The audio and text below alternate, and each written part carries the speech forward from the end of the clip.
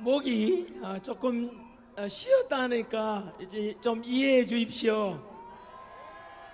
여러분, 지금 우리는 자유민주주의 수호와 대한민국을 지키고자 하는 그런 중대한 역사의 한순간에 와 있습니다.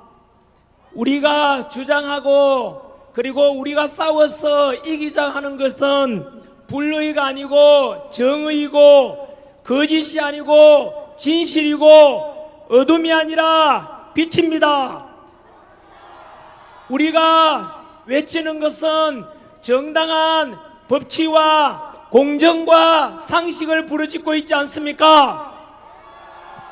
정의는 결국에는 승리하는 법입니다. 우리가 부르짖은 것이 바로 진실이고 빛이었고 인간 모든 인류가 원하는 보편적인 자유민주주의를 주장했기 때문에 우리가 주장하는 것은 반드시 이길 것입니다. 제가 오면서 대단히 반가운 소식을 하나 들었습니다. 지금 우리한테 제일 중요한 문제는 바로 아마도 일주일 뒤에 있을 것으로 예상되는 헌법재판소의 탄핵 소추 심판 아니겠습니까? 원래 박근혜 정부 때 당시에 탄핵될 때였으면은 촛불 집회가 워낙 강했고 언론도 그 촛불 집회만 보도했기 때문에 사실상은 헌법과 법률과 상관없이 결국은 국민들의 90% 이상이 여론이 그때 박근혜 대통령에 대한 탄핵을 요구했기 때문에 헌법재판관들은 결국은 바로 탄핵 8대 0으로 했다고 하는데요. 만약에 올해도 마찬가지로 윤석열 대통령 마찬가지로 우리가 알고 있는 진실은 억울하게 내란 누명을 쓰고 억울하게 공수처에 불법적인 수사를 받았고 체포를 당했고 그리고 또 억울하게 서부지법에 또 부당한 구속영장으로 구속되어서 구치소에 갇혀 계셨지 않습니까? 그런데 조금 전에 우리 화면에서 보다시피 윤석열 대통령께서 말씀하시기를 우리 국민의힘이 아니었으면 우리 국민들의 2030 세대를 비롯해서 한겨울에 아스팔트 위에 나오신 바로 이 자유민주주의 수호하고자 하면서 태극기와 성조기 들고 나오신 국민들 여러분들 덕분에 탄핵되지 않고 다시 석방되고 다시 곧 다음 주에 있을 헌법재판소 심판은 각하가 돼서 완전히 직무복귀할 것이고 자유민주주의는 승리하게 될 것이라고 예측한 대로 그대로 될 것입니다. 그것이 박근혜 정부 때와 달라진 것이 뭐냐면은 국민들이 이제 깨어났지 않습니까? 이번에는 그때와 다른 것이 그때는 바로 촛불 집회를 통해서 언론을 통해서 그대로 왜곡되어서 보도되었다면 오늘 우리는 실체를 파악했고 그리고 그것을 알아차린 국민들께서 50% 이상이 윤석열 대통령을 옳았다 지지한다고 해서 결국은 헌법재판소의 심판은 2월달로 넘기고 3월 첫째 주도 넘기고 3월 둘째 주도 넘기고 계속 오고 있는 것입니다. 결국은 어떻게 될 것이냐면 100% 각하로 우리가 승리하게 될 것입니다. 오면서 들었던 반가운 소식이 뭐냐면 꼭 한번 이따가 보십시오. 동영상 보시는 분들도 이따가 보시면은 제 친구 변호사 서정욱이라고 있습니다. 아십니까? 그 서정욱 TV에서 중요한 자료를 발견했다 합니다. 뭐냐면 지금까지 헌법재판소의 모든 심판은 헌법의 주석을 보고 심판한다고 합니다. 우리가 알고 있듯이 이미 들었듯이 문영배가 이야기한 대본대로 한다고 했지 않습니까? 그 대본이 뭐냐면 헌법의 주석을 가리킨다고 합니다. 지금까지 모든 헌법 심판은 그 주석을 따라왔는데 그것을 찾았답니다. 찾아보니까 두 가지가 굉장히 중요한 게 퍼즐이 맞아 들어갑니다. 무엇이냐면 현재 한덕수 국무총리 현재 헌법재판소에서 심판을 미루고 있지요. 왜 그런지 아십니까? 우리는 합리적이고 법치주의에서 다 알고 있는 내용입니다만은 한덕수 국무총리는 윤석열 대통령께서 직무정지되면서 대통령 권한대행했지 않습니까? 권한대행이라는 것은 상식적으로 대통령을 대신한다는 뜻이지 않습니까? 그렇다면 대통령 권한을 대행하는 한덕수 국무총리에 대해서도 국회에서 탄핵을 가결시키려면 몇 석이 필요합니까? 그렇지요. 3분의 2가 찬성해야 되니까 300의석에 3분의 2, 200석을 넘어야 되지 않습니까?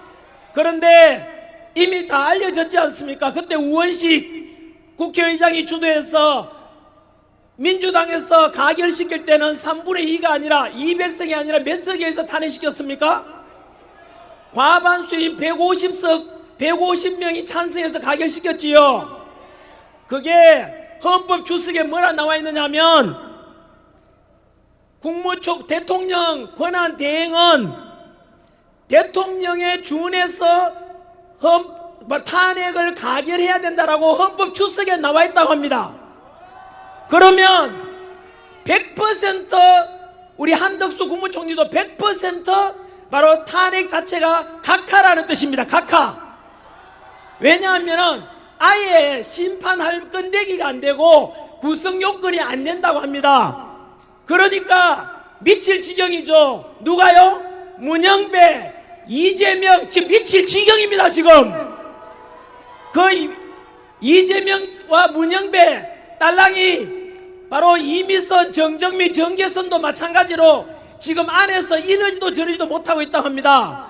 왜 그러냐면 헌법 주석에 대본대로라면은 한덕수 국무총리는 무조건 각하가 되는데 문제는 뭐냐면 한덕수 국무총리 각하돼 버리면은 한덕수 국무총리를 대신해서 최상목 대행이 바로 결정했던 바로 민주당에서 밀었던 정계선하고 그리고 누구지요?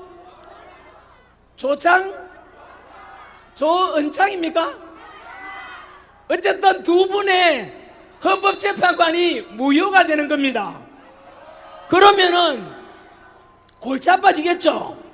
그러니까 이러지도 저러지도 못하고 있는 상황이고, 두 번째 헌법 주석에 나와 있는 게 뭐냐 하면은 이거는 빼박입니다. 바꿀 수 없는 건데요. 뭐냐 하면은 이렇게 돼 있답니다. 저는 법 전문가가 아니니까 서정우 변호사가 헌법 주석을 직접 봤답니다. 그거 자료가 흔히 안 나와 있는 자료입니다. 왜냐하면 헌법 공부하는 사람들도 주석을 공부하진 않지 않습니까? 주로 헌법재판 연구관들이 있어요. 그 연구관들이 대본을 만드는데 그 대본에 의하면 바로 이렇게 되어 있답니다. 탄핵 소추안이 헌법재판소에 오게 되면은 그 탄핵 소추안을 보고 국회에서 가결돼서 왔을 거 아닙니까? 그것을 보게 되면은 이렇게 되어 있답니다. 주된 기본적인 내용이 빠지면은 이거는 각하다, 무효다라고 되어 있다고 합니다. 우리 다 알다시피 진작에 문제가 됐지 않습니까?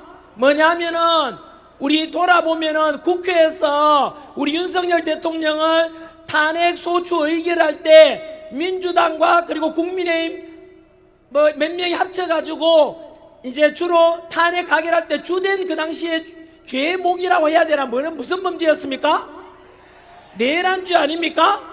물론 지금이야 내란 자체가 민주당에서 조작했던 게 다 드러났지 않습니까? 그 당시에는 몰랐지요. 그냥 비상계엄이 곧 내란이다 이래서 막 선동해서 가결시켰는데, 그런데 알다시피 그 내란에 의해서 내란죄가 가장 중심이 돼가지고 국회의원들이 결국은 가결시켜서 헌법재판소에 보냈는데, 진작에 우리 알다시피 헌법재판소에서 그 당시에 뭐를 결정했습니까? 그 내란죄를 아예 뺐지 않습니까? 이 말은 뭐냐 하면은 내란죄를 빼게 되면은 내란죄가 어느 정도 비중이냐면은 전체 80%가 내란에 관한 거랍니다. 탄핵소추 안에. 그러면은 80% 빼고 나면 뭐가 남습니까? 20%가 남지 않습니까? 이거는 뭐냐 하면은 그 헌법 주석에 의하면은 기본적인 내용이 바뀌면은 무효다라고 돼 있대요. 그러면은 저는 전에 그냥 유머로서 이렇게 표현했지 않습니까? 짜장면을 시켰는데 단무지는 안 오면 짜장면 먹을 수 있죠. 그런데 짜장면을 시켰는데 짜장면은 안 오고 이런 단무지만 온 겁니다. 그런데 단무지가 짜장면이니까 먹으라고 하면 먹겠습니까, 여러분? 말이 안 되잖아요. 그래서 전체의 80%에 해당되는 바로 그 내란죄를 빼고 심판하겠다는 것은 그 자체가 바로 구성 요건에 안 돼가지고 각하가 돼야 된다고 결정되어 있다고 합니다, 여러분. 더 서정우 변호사에 의하면 이런 예를 들었어요. A라는 사람이 사람을 죽였어. 살인죄 아닙니까? 그런데 칼로 찔렀느냐, 약을 먹였느냐, 쓰러뜨려서 죽였느냐, 여러분 방법은 다르지만 중요한 거는 뭐지요? 죽인 게 중요하지 않습니까? 바로 이겁니다, 여러분. 중요한 기본적인 내용이 바뀌면은 이 자체가 각하다라고 되어 있다고 합니다. 그러니까 이제는 퍼즐이 맞아 들어가지요. 뭐냐면은 헌법재판소에서 문영배, 이미선, 정정미, 정계선, 좌파, 우리법연구회나 그리고 국제인권연구회 소속의 이재명 주로 밀고 있는 그 헌법재판관들이 문영배가 의도한 대로 진작에 탄핵 인용하려고 했는데 뭐가 문제가 두 개가 문제가 됐지요. 바로 정당한 헌법과 법률에 따라 심판해야 된다고 하는 우리 또 양심적인 재판관이 계시지 않습니까? 바로 정형식, 조한창, 그 다음에 김복형입니까? 그 세 분이 계시지 않습니까? 근데 그분들이 문영배 똘마니가 아니지 않습니까? 정형식이나 또는 김복형 이런 분들은 굉장히 문영배보다 훨씬 더 뭐랄까요, 헌법 전문가이기도 하고요, 지위가 높은 분들이에요. 그래 문영배 뜻대로 안 되는 거예요. 그러면 미칠 사람이 누구죠? 두 사람이 곧 감옥 가야 될 수 있는 이재명하고 그 문영배하고 미칠 지경인 거예요. 두 번째가 뭐라고요? 지금 이러지도 저리 못하는 게 바로 헌법 추석에 기본 요건이 빠졌을 때는 각하다라고 돼 있으니까 이러지도 저러지도 못하는 겁니다, 지금. 그래서 두고 보시면 아시겠지만은 곧 있게 될 헌법재판소의 심판 내용은 우리 윤석열 대통령에 대해서는 무조건 100% 각하가 되게 돼 있습니다, 여러분. 아까 말씀드린 대로 이것은 하늘의 뜻이기도 할 겁니다. 왜냐하면 우리가 기도했고 우리가 소망했던 바가 무엇입니까? 우리는 거짓을 쫓는 것이 아니라 진실을 쫓는 것이고, 그리고 어둠을 쫓아서 바로 무조건 이재명 대통령 만들어야 된다, 불법이고 나발이고 필요 없고 밀어붙여라라고 하는 그런 이상한 법치와 공정과 상식을 모두 잃어버린 그런 쪽이 민주당 쪽이었다면 우리는 무엇을 추구했습니까? 우리는 법치주의와 공정과 상식을 쫓아왔지 않습니까?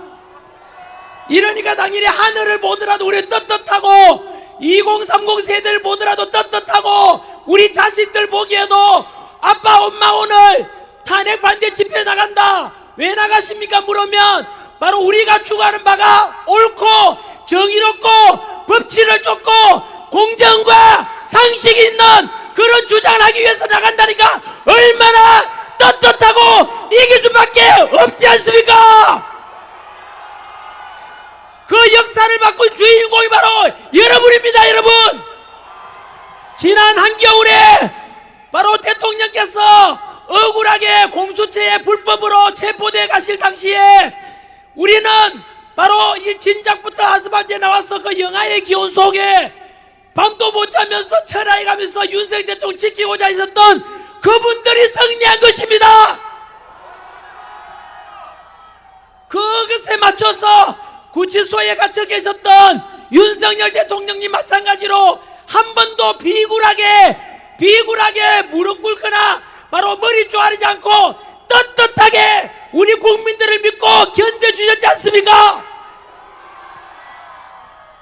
이런 멋진 대통령 다시 없을 겁니다. 그리고 구치소에서 석방됐지 않습니까? 그 석방될 때 모습 기억나십니까? 저도 눈물이 났습니다마는 나오셔가지고 기억나십니까? 국민 여러분께 차렷 자세로 인사하는 거 보셨지요? 그때 저는 너무 감동했습니다. 바로 국민을 섬기겠다고 국민의 노력과 그리고 국민의 지지 덕분에 제가 나오게 됐습니다 하는 것을 한 말씀도 아니었지만 그 정중하게 겸손하게 공손하게 국민들께 인사드리는 모습 보고 저는 충분히 느낄 수가 있었습니다. 그리고 평범한 저 같은 사람이야 그 지지하고 구치소에 갇혔다 나오는 현직 대통령 역사상 처음 아닙니까? 그럴 때 저 같았으면 그 나와서 해방감과 또 지지하시는 국민들 보면서 눈물 펑펑 흘렸을 건데 윤석열 대통령이 끝까지 눈물 참고 계시는 거 보셨습니까? 저는 그것을 어떻게 해석했느냐 하면 이것이 울고불고 끝이다가 아니라 이제 시작이라고 저는 그리고 새로운 더 강력한 윤석열 대통령과 대한민국을 만들어 가겠다. 윤석열 2.0 업그레이드된 대한민국을 만들어가고 자유민주주의를 수호해서 바로 우리 국민들을 보다 더 행복하고 2030 세대들에게 마음껏 도전하고 마음껏 자유함을 누릴 수 있는 그런 대한민국을 만들겠다는 의지와 결심의 표현이라고 느꼈습니다. 여러분 우리는 이기는 싸움에서 투쟁하고 있는 것입니다.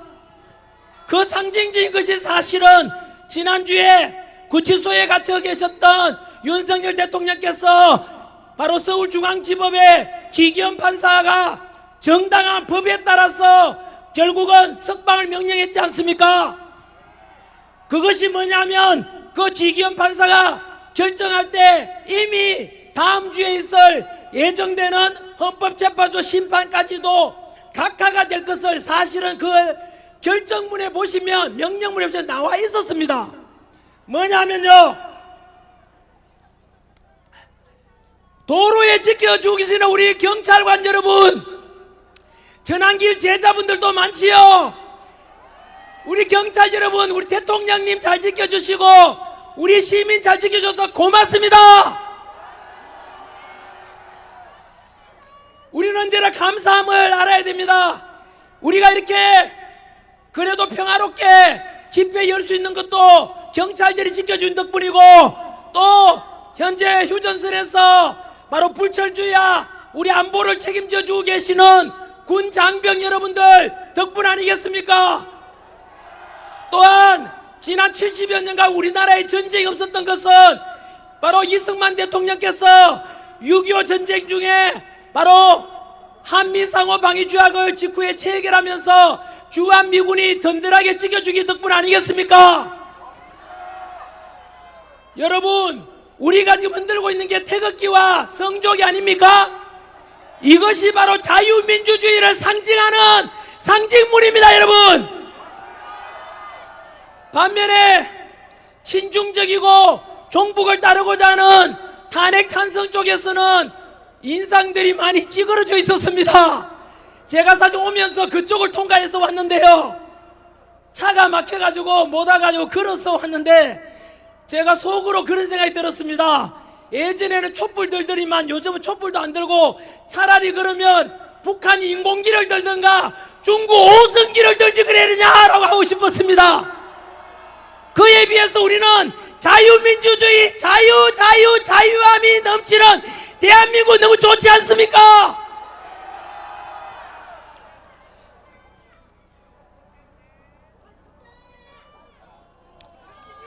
이 자리는 국민변호인단에서 주최하는 것이기 때문에 제가 이제 곧 탄핵 정국이 끝나가지 않겠습니까?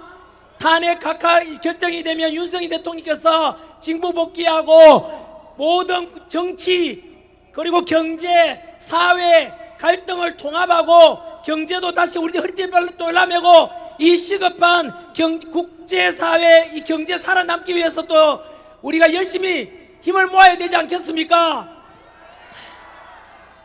그래서 곧 국가가 정상화되는, 어떻게 보면 오늘이 탄핵 심판 결정을 각하를 앞두고 열리는 마지막 집회인 듯하여 지금까지 우리가 100일 정도 있었던 비상기원부터 탄핵 정국까지 있었던 걸 제가 역사 강사니까 간결하게 시간대별로 한번 정리해 드리겠습니다. 지금부터 드리는 이 메시지는 혹시 옆에서 구경하고 계시는 탄핵 찬성이나 또는 민주당이나 이재명한테 또는 이재명을 지지하는 사람들에게 들으라고, 그리고 판단은 본인이 해보라고, 그렇게 해서 제가 조곤조곤 시간대별로 한번 정리해 드리겠습니다. 그런데 둘러보니까 이재명 지지하는 사람들이 다 도망가 버리고 없네요. 요즘 이재명하고 민주당이 이상하게 계속 법치를 깨버리고, 거구도 아닌데 전환길 보고 거구라 그러고. 여러분들 거구입니까? 여러분, 오늘 여기 언론인들도 많이 계시는데 오늘 이 시간 이후로부터 우리 하나 바로 잡고 가야 되겠지요. 거구라는 것은 옛날 히틀러 나치당처럼 폭력성을 동반하는 게 거구입니다. 그런데 뭐 우리 광화문이든 세이브 코리아든 탄핵 반대, 바로 이런 우리 집회 열고 윤석열 대통령 지키자는 분들의 집회에서 전환길 주장 마찬가지로 한 번도 우리가 갈등이나 투쟁이나 또는 이런 걸 조장한 적 있습니까? 언제나 우리는 투쟁이 아니라 화합이고 분열이 아니라 통합을 부르짖었지 않습니까? 그런데 언론 기자 여러분, 자꾸 거구라고 쓰는 방송사가 있더라고요. JTBC랑 MBC가 그러던데 저는 이제 밝힙니다. 왜냐하면 지난주에 제가 공언을 했어요. 지난주 제가 여의도 집회입니까? 거기에서 워낙 자꾸 왜곡 보도하니까 이제부터는 제가 실명을 이야기한다 그랬거든요. 그런데 그리고 나서 제가 경고를 했는데도 불구하고 그 뒤로 뉴스 모니터 해보니까 바로 전환기를 거구라고 부르고 우리 집회를 거구라 그러고 내란 선동이라 하던데, 여러분 그거 전부 다 역사 왜곡입니다. 사실 왜곡이지 않습니까? 그런데도 자꾸 거짓 보도하는 것은, 그것은 언론으로서의 기본 정신을 이미 잃어버린 것 아닙니까? 그것은 이미 언론이 아니라 가짜 선동 뉴스 아닙니까?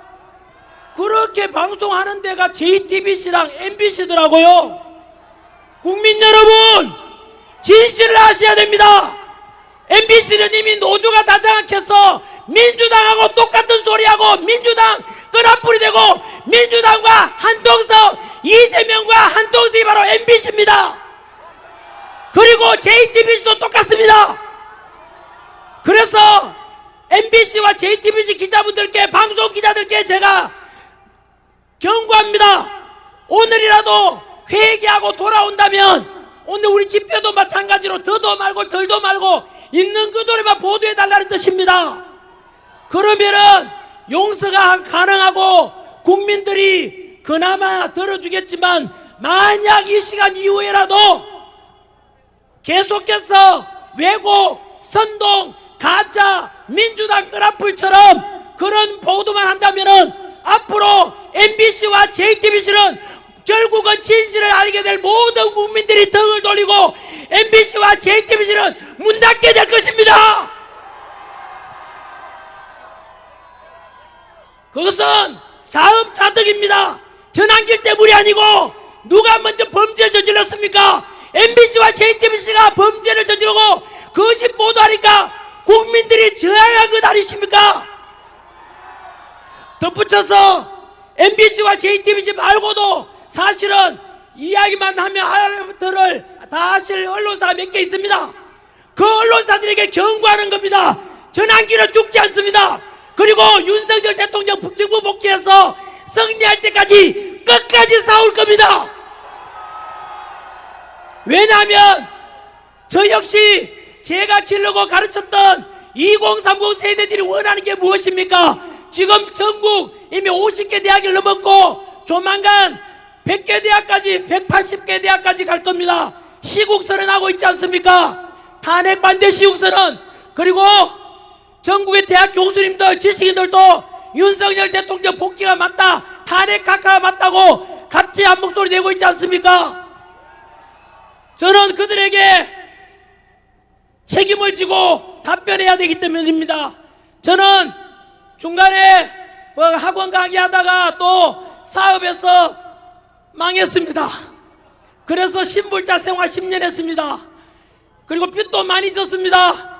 그러다 노량진에 와서 공무원 강의해가지고 수험생들이 제 수업을 많이 들어준 덕분에 빚 25억 다 갚고 신용불량도 회복하고, 그래서 제가 지금 있기 때문에 저는 최소한 살아가면서 인간이라면 최소한 가져야 될 까지 두 가지, 고마워할 줄 알고 미안해할 줄 알아야 되는데 저는 고마워하는 마음은 가지고 있습니다. 그래서 제가 가르치고 늘 역사 시간에서 이야기했듯이 너희들은 부정이 아니라 정의로운 걸 쫓아야 되고 악이 아니라 선을 행해야 된다 라고 가르쳤고, 불의를 보면 참지 말라고 가르쳤는데 그 제자들 덕분에 어쨌든 제가 빚도 갚고 이렇게 먹고 살만하게 됐으니 이제 남은 삶은 그들을 위해서 책임을 다한다고 생각하고 빚 갚는다고 생각합니다. 그 방법이 무엇이겠습니까?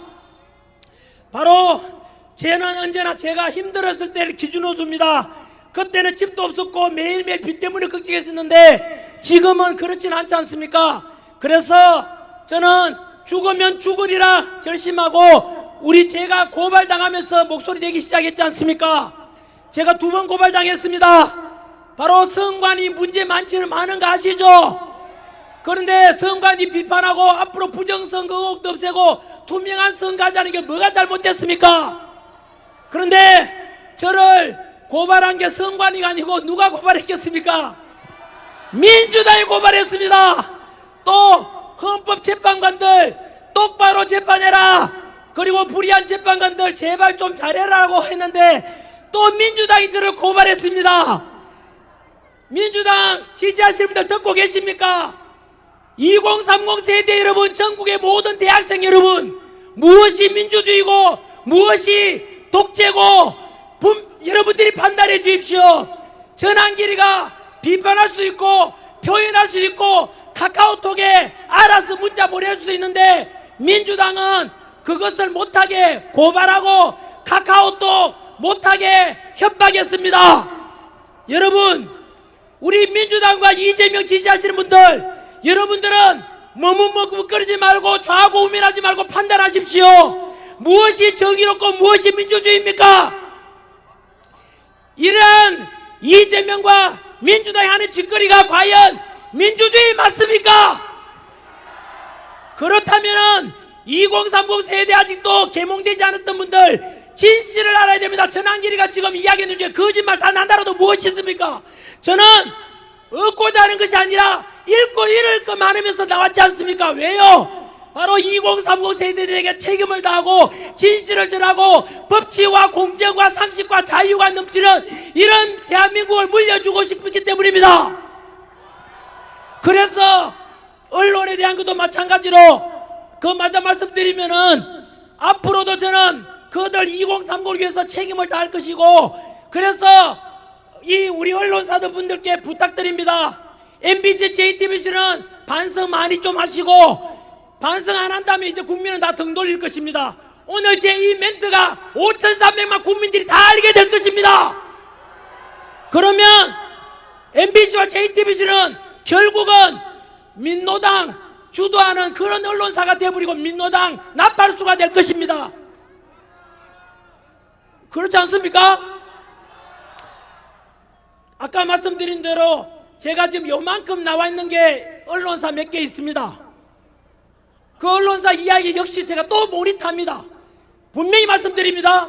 다음 집회가 열린다면 어느 언론사인지 전환기로하고 우리 모임을, 우리 집회를 극우라고 매도하거나 또는 반란을, 내란을 일으키지도 않은 윤석열 대통령이 아직 중학교 사회책에 나온 표현으로 바꾸면 아직 재판도 안 받았지 않습니까? 그러면 중학교 사회책에 뭐라고 나와 있는지 아십니까? 형이 확정되지 않을 경우는 무죄 추정의 원칙이 있습니다. 맞습니까? 이재명은 현재 북한에다가 돈 보내주고 선거법 위반으로 재판 중에 있지 않습니까? 그리고 음주운전이다, 사기친 범죄도 있고 거의 자범입니다만은 우리가 그래도 이재명 자범이다, 이재명 니 흉악하고 나쁘다, 너 어떤 북한에 돈 보내줬으니까 대북 송금 위반이다, 유엔 제재 받는다, 이런 말 잘 안 하지 않습니까? 왜냐하면 이재명 아직 재판 진행 중에 있기 때문입니다. 그런데 윤석열 대통령은 아직까지 1심도 없었지 않습니까? 그러면 당연히 내란이라 하면 됩니까? 안 됩니까? 안 되지요?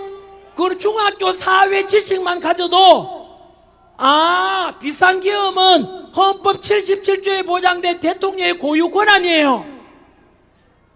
따라서 내란이 아니란 말입니다. 하지만 지금 민주당에서는 워낙 자기들이 정당한 명분도 없으니까 그냥 비상계엄은 내란이다, 그냥 체포해라 이렇게 밀어붙였는데 사실은 비상계엄 이꼴은 내란이 아닌 거죠. 그러면 언론인들 잘 들으십시오. 오늘 이 시간 이후로 윤석열 대통령에 대해서 내란 선동이다, 내란 수괴다 이런 언론 보도를 하는 기자가 있으면 그 기자는 중학교 지적인 수준도 안 되는 기자들입니다. 그래서 저는 또 모니터할 겁니다. 오늘 이 시간 이후로 우리 전환기를 거구라고 한다거나 폭력 선동하지 않았지 않습니까? 거구라고 표현하거나 윤석열 대통령에 대해서 내란이라고 하는 그런 언론사가 있으면 모든 기자들이 중학교 수준도 안 되는 그런 역사 왜곡하고 사실 왜곡하고 선전 거짓 선동하는 그런 나쁜 악의 언론사니까 반드시 제가 공개할 것입니다. 그래서 현재 우리 국민들이 왜 이리 분열됐습니까? 진작에 비상계엄은 대통령이 고유 권한이고 그리고 법과 절차에 따라서 재판이 이루어지고 이런 것을 제대로만 보도해줬다면 이만큼 분열이 안 됐을 겁니다. 더 충격적이게 말씀드릴까요? 저는 새로운 사실을 주장하지는 않습니다.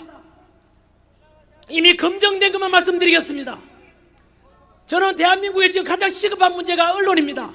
현재 당장 대한민국의 윤석열 대통령 지지율은 60% 훨씬 넘었습니다. 그런데 보도합니까? 안 합니까? 안 하지요.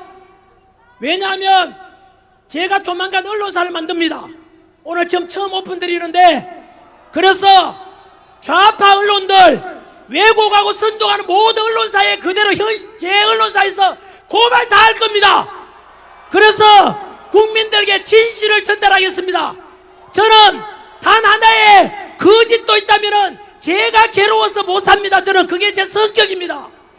남을 속이면은 그날 밤에 잠을 못 자고 제 자체가 괴로워서 못 견디는 성격이 있습니다. 그래서 그런 언론사 만들어서 좌파 언론들, 바로 민주당 끄라풀이 되어서 선동하고 그런 언론사들과 당기당히 맞서서 국민들 5,300만 모든 국민들께서 진실에 근거해서 판단하고 진짜 올바른 소식을 전하는 그런 언론사로 제가 만들고자 합니다, 여러분.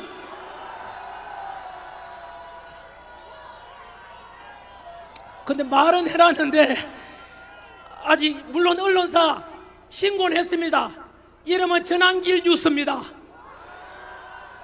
그런데 아직 조직도 만들어야 되고 기자도 모집해야 되는데 구체화는 안 됐습니다. 왜냐하면 매일매일 지금 제가 쉬지 않고 방송사 나오고 집회 나오니까 그거 돌볼 시간이 별로 적어가지고 곧 윤석열 대통령 탄핵 각하하고 각하시키고 직무 복귀하는 게 더 우선이라 생각이 들어서 조금 밀어놨는데 오늘 제가 또 선포하는 바람에 해야 되겠습니다.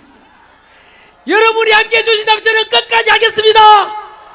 국민이 바로 주인입니다. 윤석열 대통령 살려낸 것도 주인이고 바로 여러분들이고 윤석열 대통령 뽑은 것도 바로 여러분 아닙니까? 그런 윤석열 대통령 지켜야 되지 않겠습니까? 이 자유민주주의가 하루아침에 얻어진 게 아니지 않습니까? 프리덤 이즈 나 프리, 자유는 공짜가 아니다. 바로 공산당에 맞서서 공산당 하면 안 된다 지켜주었던 이승만 대통령께서 자유민주주의의 토양을 만들었고 거기에 기반해서 박정희 대통령께서 경제성장하다 보니까 드디어 우리 확고한 자유민주주의가 지켜주셨던 거 아닙니까? 절대 공짜는 없습니다. 그래서 우리는 언제나 공짜 좋아하면 자손 대대로 거짓골을 못 면합니다. 25만 원 무조건 날아주는 거 그거 좋아하면 그거 하면 됩니까? 안 됩니까? 당장에는 사탕을 날아주지만 사탕 계속 먹으면 결국 치아가 다 썩지 않습니까? 그것처럼 25만 원 날아주면 다음에 또 50만 원 달라 100만 원 달라 해서 모든 국민들이 노예가 되고 개돼지가 되는 게 바로 그런 정책입니다. 여러분, 그리고 그 25만 원 돈 나눠주면 그 누구 돈입니까? 바로 2030 세대들과 우리 미래 세대들의 빚 아니겠습니까? 그것처럼 언제나 우리는 공짜로 나눠주는 걸 좋아하지 말고 땀 흘린 만큼 정직한 결과를 기대하는 그런 2030이 되고 미래 세대가 돼야 되지 않겠습니까? 예, 좀 길어졌습니다. 언론사 이야기하다 시간 다 갔는데 아까 제가 드리고자 했던 말씀 아직 못 드렸습니다.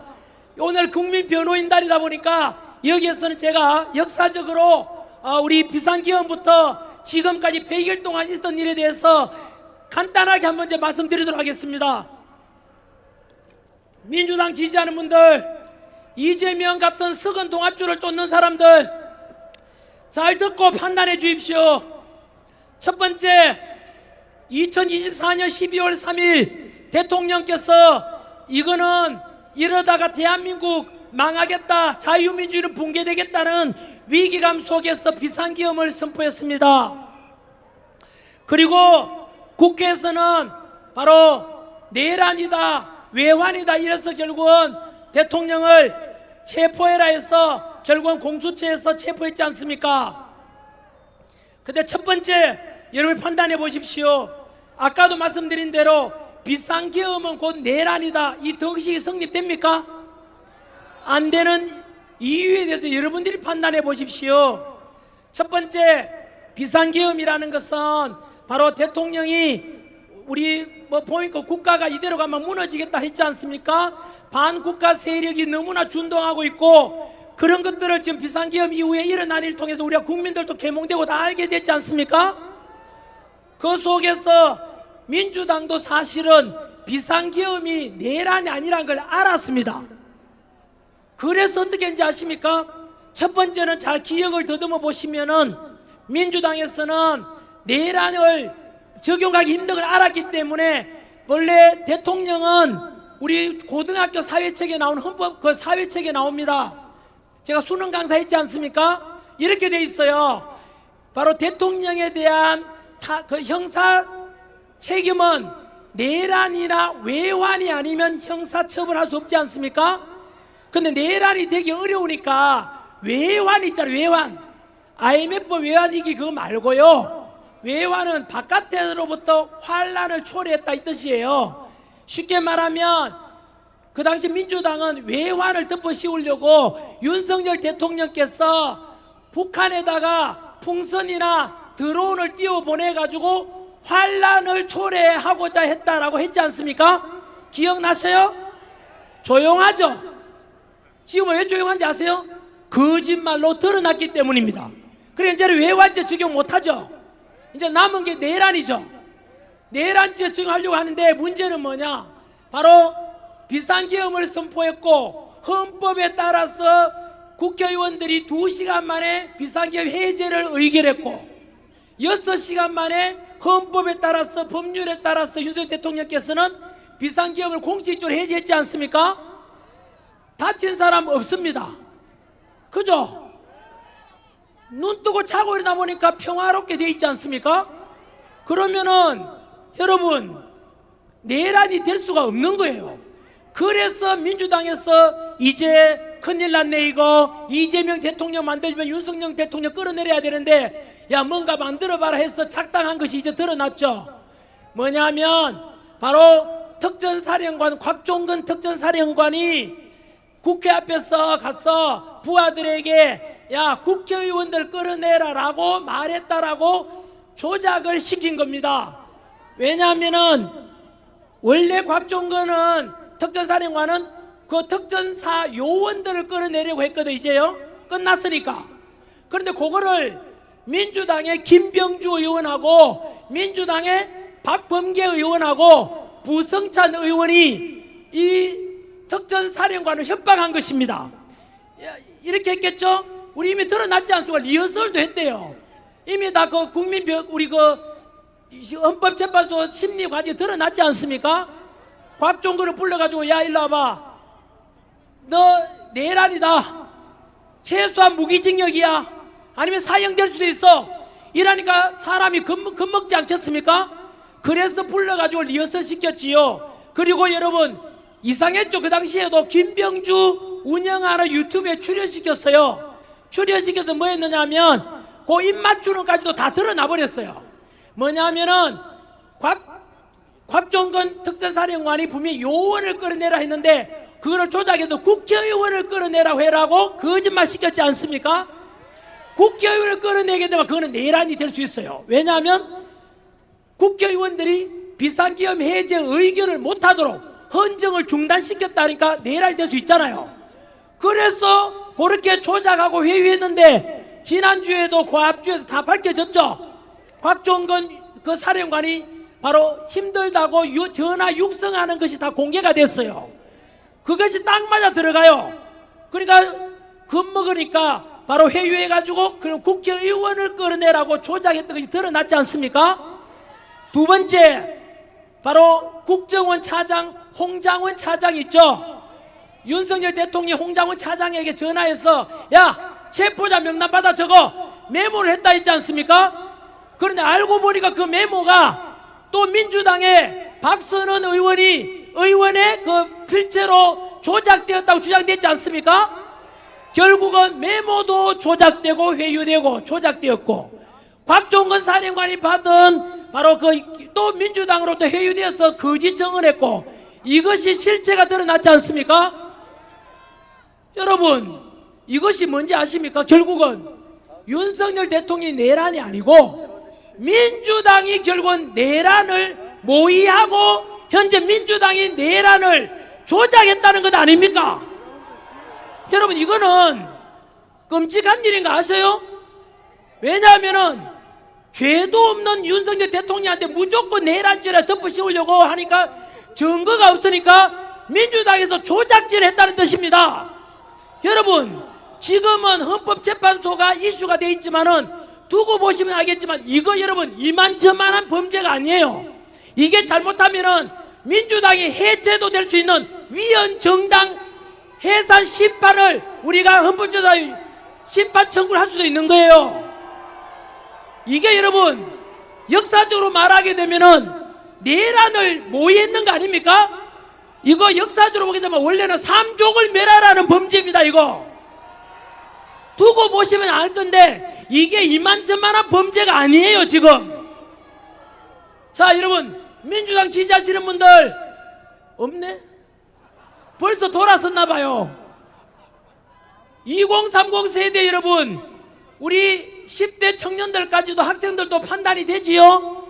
무엇이 진실인지 거짓인지. 이제 시간이 지나면 거짓은 진실을 이길 수가 없어요. 다 드러나지 않습니까? 두 번째, 그 다음에 일어난 일이 무엇인지 아십니까? 우리 그 운영하시는 분, 집행하시는 분 조금 더 해도 됩니까? 어차피 윤석열 대통령님 우리 헌법재판소의 탄핵 각하되고 직무복귀 될 거니까 밤새도록 한번 우리 힘을 한번 모아봅시다 여러분. 아까 처음에 목이 갔는데 대구 오늘 구미에서 집회하는데 목이 또 뚫렸어요. 하나님께서 또 은혜를 주시는 것 같습니다. 진실을 알리라는 뜻이겠죠.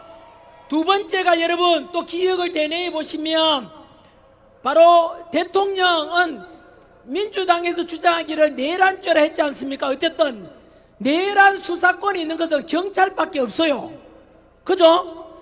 그런데 수사권도 없는 누구한테 맡겼습니까? 공수처에서 맡겼죠. 그때 다들 국민들이 반발했지 않습니까?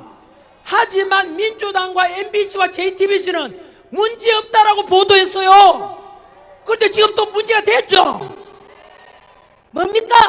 오동훈 바로 공수처에서 그 도저히 이건 대통령에 대한 체포영장이 안 나오니까 서울중앙지법에서 발부 안 해주니까 어디 갔습니까? 자기 친구가 있는 서부지법에 갔지 않습니까? 거기서 여러분 또 이상한 짓이 나오죠. 서부지법에 이순영 판사가 영장 체포자 발부할 때 형법 조항을 집어넣었지요. 여러분 그거는 초등학교 사회책에 나오는 걸 위반한 거예요. 원래 법을 만드는 입법부는 국회에서 하는 거예요. 판사가 그 예외 조항을 적어 넣었죠. 여러분 이 정도만 되면은 미국 같은 경우는 그 뒤로 일어나는 일 다 무효입니다 원래요. 그런데도 또 덮어 씌웠습니다. 괜찮다 괜찮다. MBC하고 JTBC가 민주당 그것도 같은 목소리 냈잖아요. 여러분 그러다가 지금 거짓말이 다 드러났죠? 이제 또 드러났잖아요. 자 우리 2030 세대 민주당 지지하시는 분들 민주당 너희도 지금 보고 있지? 뭐냐? 그 오동훈 공수처장이 지금 고발당했지 않습니까? 그리고 지난주에 서울중앙지법에 지기현 판사가 그때 대통령 석방 명령 내릴 때 사유는 세 가지 사유입니다. 첫 번째가 구속 기간에 대해서 날짜냐 시간이냐에 따라서 그거 오류가 있었기 때문에 이거는 빨리 석방해야 한다라고 했고요. 민주당에서는 그것만 말하지요. 그 밑에 두 번째가 뭐인지 아세요? 수사권이 없는 공수처가 수사한다는 자체가 잘못되었다라고 했어요. 이미 끝난 거예요. 사실상은 오동훈 공수처가 수사했는 게 잘못됐다 이 말인데, 이건 뭐냐면요, 이거는 한자로 우리 사자성어로 자성자박이라 그래요. 민주당에서는 저거 유리한 대로 해줄까 싶어서 공수처에다 맡겼죠, 체포와 수사를. 그런데 공수처가 하는 바람에 지금 뭐가 됐습니까? 무효가 돼버린 거야. 자성자박은요, 내 포성줄로 내가 묶이는 걸 말해요. 바로 딱 민주당과 이재명하고 오동훈이 세 가닥 거민줄에 딱 걸려버렸어요. 그러니까 여러분, 공수처가 잘못인데 불구하고 그날 지기현 판사가 판결 내리고 그 명령 내리고 난 뒤에 민주당과 이재명은 한마디도 공수처를 비판하지 않죠. 왜 그런가 하면 자기들이 하라 그랬거든. 그래서 앞으로 두고 보시면 알겠지만 그 공수처를 또 누가 만드는지 아시죠? 문재인 정부 때 검수완박한다고, 그러니까 이상한 괴물 공수처를 만들어 놨는데 그 공수처 괴물이 이번에는 민주당과 이재명을 꼼짝 못하게 만들어 버린 거예요. 그러니까 우리 10대 학생 여러분, 언제나 살아가면서 바로 정직하게 사시면 그것이 하루 보내고 잠자리 누울 때도 떳떳하고 평생을 살아도 돌아보면 떳떳한 게 바로 정직 아니겠습니까? 민주당은 더불어 거짓말 당이에요.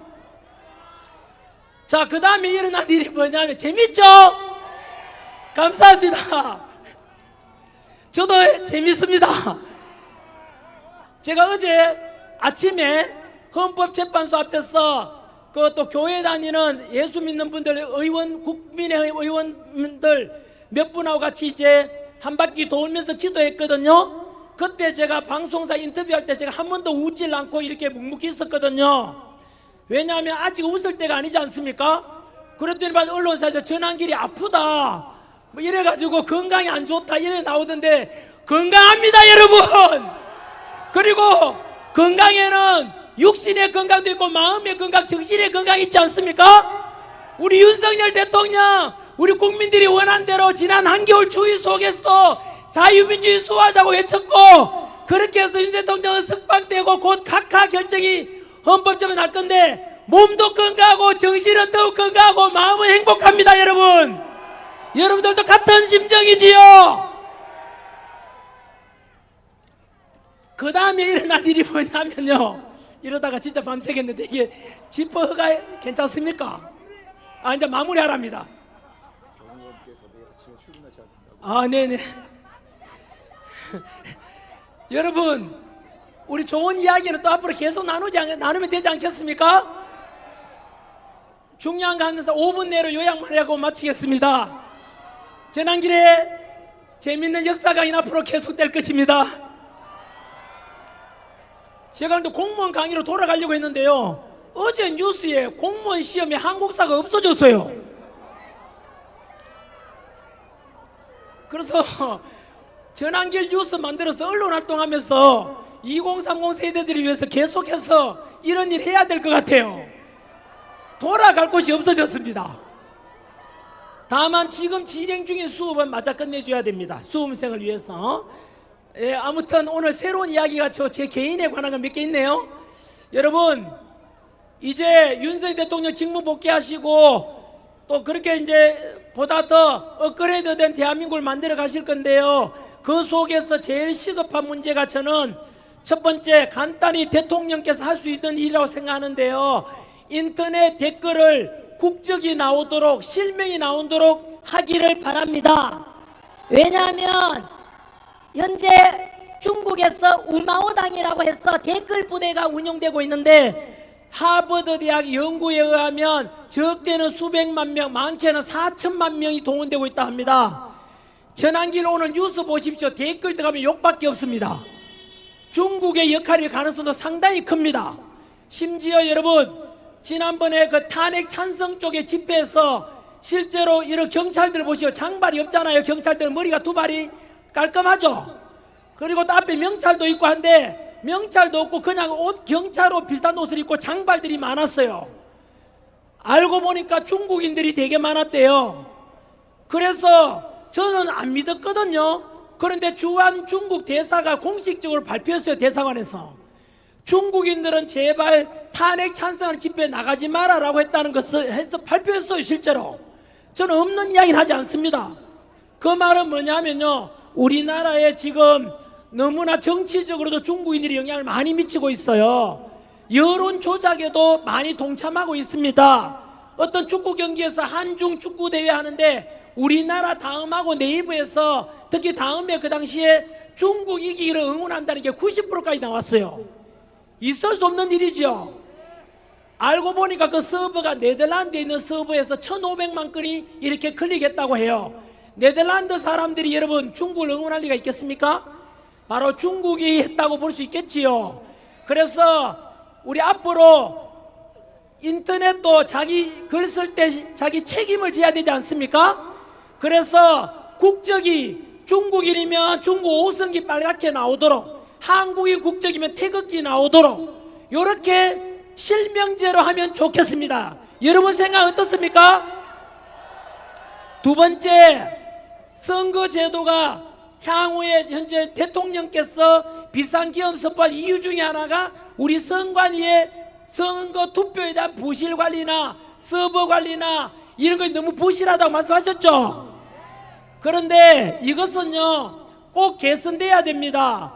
왜냐하면은 여러분 지금 현재 국민들이 우리 투표 선관위에 대해서 너무나 의혹 덩어리가 많다고 생각하지 않습니까? 지난주에 뉴스 보셨죠? 선관위의 비리 부정이 무려 878건, 몇 건이라고요? 878건이나 나왔어요. 거기다가 왜 이런 문제가 생겼냐 하니까 선관위에서 발표하기를 원래 선관위는 가족회사고 그래서 친인척 채용은 당연하다 해서 전임 바로 사무총장, 차장, 아들, 딸이 경력직으로 다 합격했대요. 2030 세대 여러분, 그런 문제를 지적하는 전환길이를 바로 민주당이 고발했습니다. 민주당 지지하시는 우리 2030 세대 여러분, 이런 부정하고 부모 잘 만났어 아빠 찬스 부모 찬스로 들어가자는 이런 선관위에 대해서 부정선거 의혹이 있으니까 또 투명하게 바꾸자는 것에 대해서 전환길과 국민들은 그렇게 주장하는데 민주당은 그걸 반대하고 있습니다. 그냥 덮고 가자 부정선거 이야기하면 음모론이다 하는데 여러분들은 과연 누구 말이 더 진실이겠습니까? 여러분, 부정선거가 있는지 없는지는 조사해보면 알 거 아닙니까? 이번에 부정선거가 제일 많은 것이 바로 사전투표입니다. 사전투표는 사실 깜깜이라고도 봐도 됩니다. 그리고 당일 투표는 많은 사람 지켜보니까 그런 가능성이 적은데 바로 사전투표가 지금까지 가장 통계상으로 전산상으로 오류나 조작 가능성이 있다고 합니다. 그래서 저는 제안하기를 우리나라도 바로 전산 조작이나 이럴 가능성을 없애기 위해서 대만식 독일식 투표를 제안합니다. 대만은 IT 강국입니다. 독일도 마찬가지 선진국이지만 절대 전산하지 않습니다. 초등학교 반장 선거 하듯이 그 자리에서 투표하고 투표 그다음에 참관인 보는 속에서 개표도 그대로 하고 집계도 다 거기서 합니다. 초등학교 반장 선거처럼 그렇게 하거든요. 왜 투표와 미동이 없도록 하겠습니까? 부정 의혹이 있을 수 있지 않습니까? 왜 그 나라는 전산하지 않겠습니까? 해킹 위험과 조작 가능성이 있기 때문입니다. 그래서 우리나라는 시급하게 이런 부정선거 의혹을 없애기 위해서 대통령 직무 복귀되면 제일 먼저 해야 될 게 바로 부정선거 의혹의 자체를 없애야 됩니다. 우리가 민주주의의 꽃은 바로 선거고 주권 행사는 가장 근본적인 게 투표 아닙니까? 그래서 80 드신 할머니께서 내 한 표 도둑 맞고 싶지 않아서 휠체어 타고 지팡이 쥐고 나서 투표하지 않습니까? 그런 거를 소중하게 관리해 줘야 되지 않겠습니까? 그래야만이 앞으로 부정선거가 사라질 건데 전환길이가 이런 제안하는데 여러분 바꿔야 되지 않겠습니까?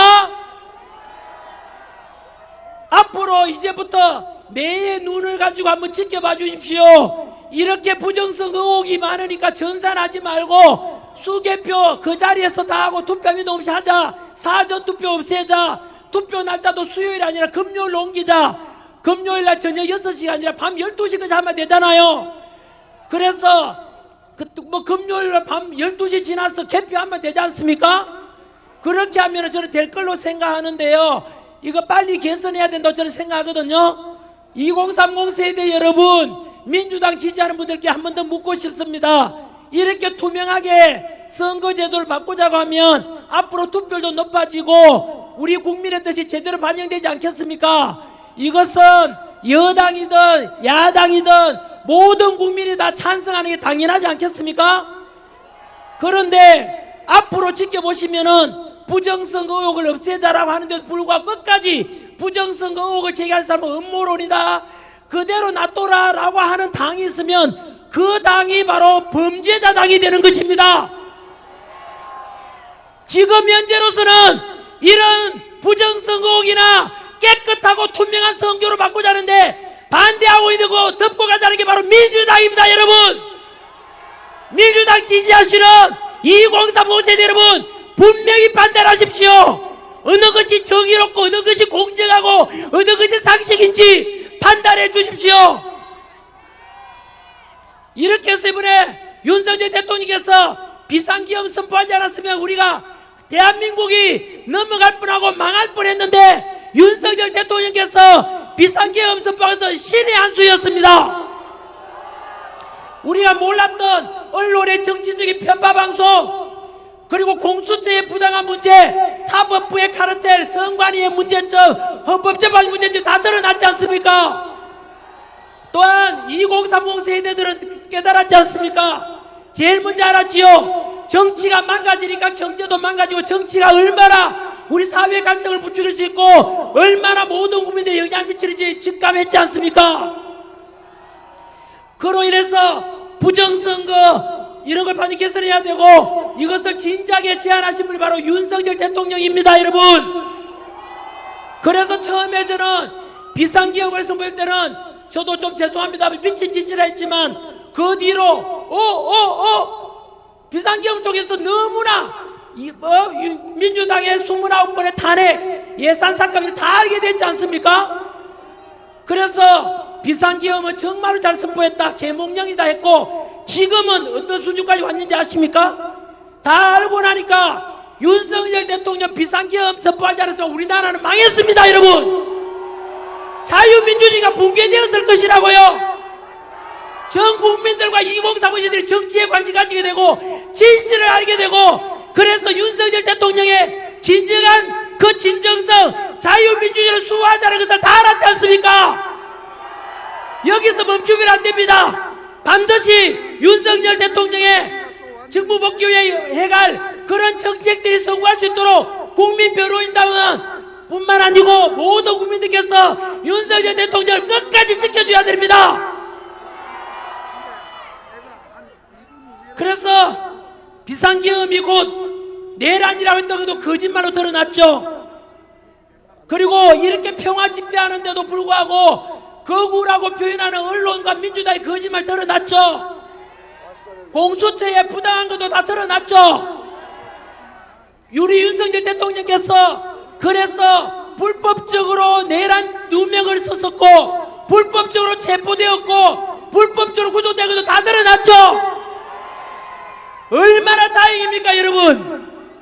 그래서 저는 한 번 더 이런 불의에 맞서서 비굴하지 않게 떳떳하게 구치소에서 국민을 믿어주신 윤석열 대통령께도 너무 감사하고 정말로 위대하고 사랑한다는 말씀을 드리고 싶습니다.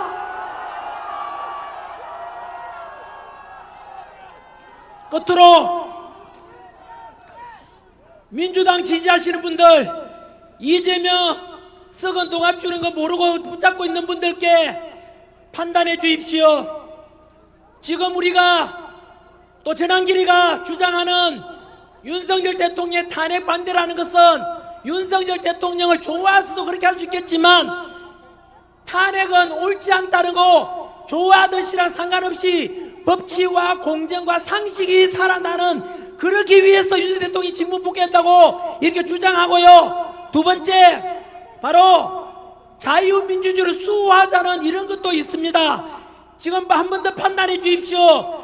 지금까지 우리나라를 전쟁 없이 만들어준 게 주한미군 덕분이고 우리 국군의 덕분 아닙니까? 따라서 태극기 흔들고 성조기 흔드는 것이 더 바람직하고 옳은 것인지 아니면 중국 오성기 흔들고 북한 인공기 흔드는 것이 옳은 것인지 여러분들께서 판단해 주십시오.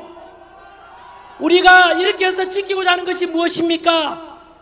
개인적으로 전한길이 제시하는 2030 세대들 제 제자들에게 이런 대한민국을 만들어 갔으면 좋겠다라고 제안하는 것이 첫 번째, 정치는 공산주의가 아니고 자유민주주의로 가야만 한다. 두 번째, 경제는 중국이나 또는 제2의 중국이나 홍콩처럼 사회주의 체제가 아니라 바로 자유시장 경제 체제로 가야 된다. 그래서 기업가도 존중되고 그리고 근로자도 존중되고 가야 된다. 민노총이 주장하는 노사 간의 갈등, 투쟁 이게 아니라 서로 기업가와 근로자가 상호 존중되고 그래서 마음껏 기업을 하고 마음껏 창업하고 마음껏 벤처기업 스타트업 차릴 수 있는 이런 자유시장 경제로 가야 된다. 세 번째, 사회는 바로 무조건 15만원 25만원 퍼주는 그런 나눠주는 복지가 아니고 바로 장애인이나 그리고 연세 늦어서 소득이 없는 분들께 우리가 선별적으로 복지를 해야 되는 이런 복지 사회를 추구하는 거, 요게 세 번째. 네 번째, 남녀 사이는 흔히 진보 세력이 주장하는 페미니즘, 세대 갈등, 그리고 남녀 갈등, 이게 아니라 남녀는 서로 보완해야 되고 서로 도와줘야 되며 가정이라는 가치가 소중하며 그리고 자유함이 넘치는 사회적으로도 사상과 언론과 그리고 종교의 자유가 존중되고 그리고 바로 남녀도 서로 존중되고 이런 사회가 어떻습니까 여러분? 그리고 국방은 바로 대륙 세력 러시아, 북한, 중국이 지금 한편이니까 우리나라 사우스 코리아가 앞으로 평화를 지키기 위해서는 지금까지 검증됐듯이 70여 년가 평화를 지켜준 한미 동맹을 철저히 하고 그리고 이제는 우리가 일본보다 국력이 더 위에 올랐었습니다. 일본이 8이고 우리는 6이거든요. 35년간 식민 지배했던 일본 이제 두려워하지 마십시오. 그래서 우리의 이익을 위해서 한미일 삼각 동맹을 통해서 자유 그리고 안보 체계를 튼튼해야 된다 이렇게 주장합니다. 여러분 이렇게 해서 자유민주주의를 지키고 자유시장 경제와 그리고 선별적 복지를 통해 약자를 배려하고 노사 간에는 서로 통합하고 화합하고 그리고 모든 가정의 자유와 인권과 이런 것이 존중되는 사회 어떻습니까? 이게 무엇인지 아십니까? 이게 바로 진보겠습니까? 보수겠습니까? 이게 바로 보수주의입니다, 여러분. 선생님, 보수라는 것은 옛날 걸 고집하는 거 아닙니까? 그것은 국어사전 찾아보면 수구주의입니다. 수구. 옛날 구자에다가 지킬 수, 옛 것을 무조건 지키는 건 수구고요. 금방 제가 말씀드린 이건 보수주의입니다. 그러면 진보는 무엇이냐? 대한민국의 진보는 지금의 기존의 민노당이나 정의당을 보면 알 수 있습니다. 그 당들이 주장하는 게 무엇입니까? 페미니즘 조장하고 남녀 갈등 조장하고 동성애 조장하는 게 그들의 모습 아닙니까? 그게 바로 진보입니다. 하나 더 말씀드릴까요? 각 대학에 보면은 한국대학진보연합이라고 있어요. 무슨 연합이라고요? 대학진보연합이라고 각 대학에 다 있어요. 그 줄여서 대진연이라 부르는데 그 대진연 영상 한번 보십시오. 그들이 주장하는 게 무엇인지 압니까? 대학 안에서 이번에 탄핵 반대 시국선언 하니까 그거 와서 폭력 행사에도 못하게 하는 게 대진연입니다. 그런데 알고 보니까 그 대진연 대학 진보 이름에서 모여서 하는 스터디 내용이 뭔지 아십니까? 마르크스 레닌주의를 배우고 김정은 정책을 학습하고 있다고 합니다. 여러분, 이게 바로 진보연합이라는 건데 대한민국의 진보의 정면 민낯을 보여주는 것이 바로 그겁니다. 다시 말하면 대한민국의 진보는 패미를 조장하고 남녀 갈등을 조장하고 그리고 사회 혼란을 부추기고 그리고 친북하고 그리고 종북하고 친중하다는 것이 바로 그 한국 대학 진보연합이자 민노당이나 이들이 하는 짓 아닙니까? 여러분들은 선택하십시오. 이렇게 혼란 조장하고 종북 김정은 정책을 배우고 있는 그런 쪽이 바로 진보입니다. 그리고 친중적으로 하는 게 진보입니다. 여러분들은 좌고우면하지 말고 머뭇머뭇거리지 말고 판단하시면 됩니다. 바로 혼란과 패미를 조장하고 남녀 갈등을 조장하고 종북 그리고 주사파 그리고 친중하고자 하는 게 진보라면 그것을 선택하시고 반면에 자유민주주의를 수호하자 자유시장 경제가 좋다 마음껏 언론 출판 집회 결사 자유가 있고 마음껏 자유함을 누릴 수 있는 이게 보수주의입니다. 여러분들은 앞으로 무엇을 선택하시겠습니까? 여러분, 제가 주장했던 이 보수주의가 어느 대통령의 정책인지 아십니까? 바로 윤석열 대통령의 정책입니다. 여러분, 그래서 윤석열 대통령께서 종북 반국가 세력에 맞선다는 것이 바로 이것이었습니다. 여러분, 그래서 무엇을 지키고자 한 것입니까? 자유민주주의를 수호하자고 외쳤지 않습니까? 그래서 전환길은 윤석열 정부를 무조건 지지하는 것입니다. 여러분들께서 오늘 민주당과 이재명 지지하시는 분들 이제 실체를 파악했을 겁니다. 판단은 여러분이 하시면 됩니다. 저는 단 하나의 거짓말도 하지 않습니다. 도산 안창호 선생님께서 알려주시기를 꿈이라도 거짓말하지 말라고 했습니다. 청년이 죽으면 민족이 죽는다고 했습니다. 그래서 저는 청년들을 살리기 위해서 그것이 우리 민족의 사력이기 때문에 이런 이야기하는 것이고 꿈이라도 거짓말하지 말라는 도산 안창호 가르침을 배워서 저 역시 있는 그대로 진실을 말하고 있습니다. 여러분,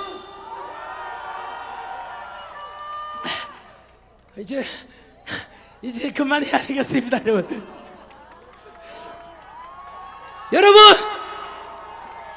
사이가 그 말했습니다. 미치면 이기고 지치면 진다고 했습니다. 여러분, 지치면 되겠습니까? 미치면 이기는 것입니다. 그 미친다는 것은 바로 패션, 열정을 가르치지 않겠습니까? 끝까지 우리 미치고 열정을 다해서 윤석열 정부 선거하도록 만들고 자유민주주의를 함께 지켜갑시다. 저도 끝까지 함께 하겠습니다. 감사합니다. 좀 아쉽습니다. 여러분, 구호 딱 하나만 외치겠습니다. 우리의 대통령 하면 윤석열 외쳐주십시오. 우리의 대통령 윤석열. 한 번 더 할까요? 이번에는 대한민국 대통령 하면 윤석열 해주십시오. 대한민국 대통령 윤석열. 윤석열 대통령님 보고 계시죠? 이름을 불러서 죄송합니다만 국민들이 부르니까 이해해 주십시오. 윤석열 대통령님 사랑합니다. 자유민주주의 대한민국 만세! 자유민주주의 대한민국 만세! 감사합니다. 전한길 외치지 마시고요. 윤석열 대통령님만 외쳐주십시오.